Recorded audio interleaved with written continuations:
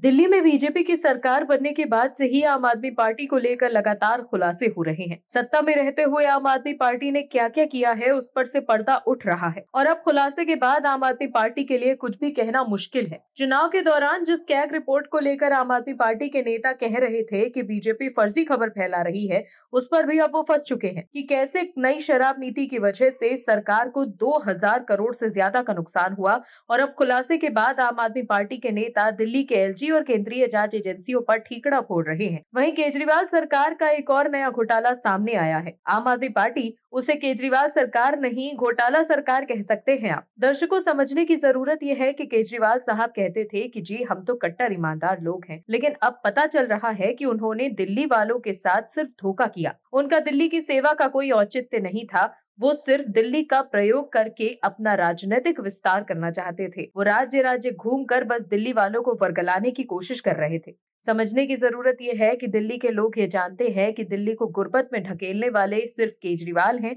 उनकी नीयत ही नहीं थी कि वो दिल्ली का विकास करें। अब शराब और दवाई से होते हुए सीसीटीवी घोटाला भी सामने आ रहा है। क्या है पूरा मामला, चलिए बताते हैं आपको इस रिपोर्ट में। दर्शकों, कैग रिपोर्ट के बाहर आने के बाद से दिल्ली की पूर्व आम आदमी पार्टी सरकार को लेकर लगातार खुलासे हो रहे हैं। वहीं बीजेपी विधायक ओपी शर्मा ने दिल्ली विधानसभा में सीसीटीवी कैमरा घोटाले का मुद्दा उठाया।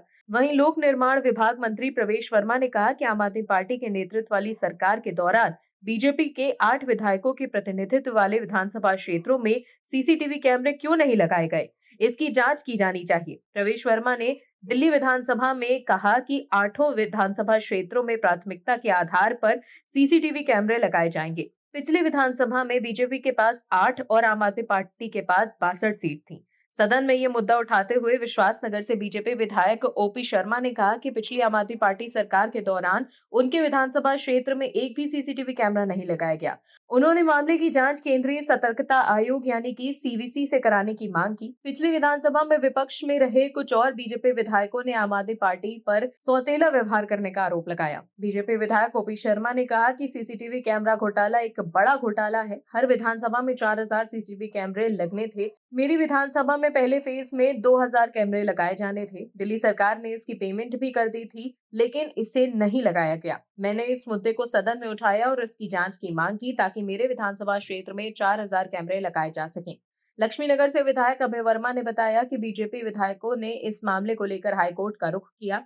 उन्होंने ये भी कहा कि अदालत के आदेश और मुख्य सचिव की सिफारिश के बावजूद कुछ नहीं किया गया। विधानसभा अध्यक्ष वीरेंद्र गुप्ता ने ये भी कहा कि सभी विधानसभा क्षेत्रों में 2-2 हजार सीसीटीवी कैमरे लगाए जाने थे, लेकिन बीजेपी के 8 विधानसभा क्षेत्रों में पिछली सरकार ने ये सुविधा नहीं दी। विधानसभा अध्यक्ष के अनुसार आम आदमी पार्टी सरकार ने सभी विधानसभा क्षेत्रों में लगाने के लिए 1.40 लाख कैमरे खरीदे थे। पीडब्ल्यूडी मंत्री प्रवेश वर्मा ने विधायकों को जवाब देते हुए कहा कि मामले की जांच की जाएगी और दोषी पाए जाने पर अधिकारियों को दंडित किया जाएगा।